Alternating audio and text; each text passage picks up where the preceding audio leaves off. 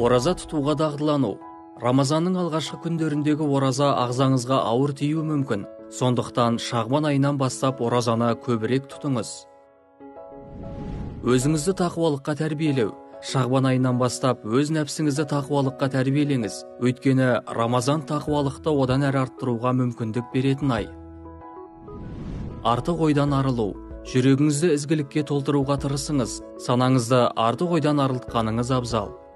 Уақытты ұтымды пайдалану.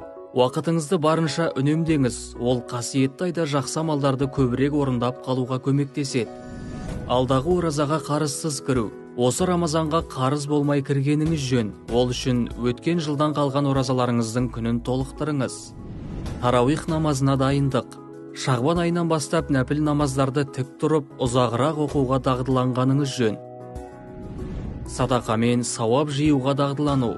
Алдағы Рамазанда садақамен сауап жиғыңыз келсе, оның әзірлігін алдын ала көріңіз. Шағбан айында жиірек садақа беріңіз. Артық астан арылу. Ауыз ашқаннан соң көп тамақ жеп қоймас үшін Шағбан айында азырақ жеуге тырысқаныңыз дұрыс. Ерте тұруға дағдылану. Қазірден бастап құптаннан соң ерте ұйықтап, таң намазынан бұрын оянуға дағдыланыңыз. Сөзді түзеу. Тіл тәрбиесіне мән беріңіз. Оразада айтылар сөздің мәнісі үлкен. Жұмысқа жинақы болу. Шағбан айынан бастап күнделікті шаруаларыңызды жүйеге келтіріңіз. Өйткені Рамазандағы реттілік көп нәрсені жеңілдетеді. Құран сүрелерін көп жаттау. Рамазан Құран айы екенін естен шығармаңыз. Жатқа айтатын аяттарыңызды тағы бір қайталап шыққаныңыз жөн. Оразаңыз қабыл болсын.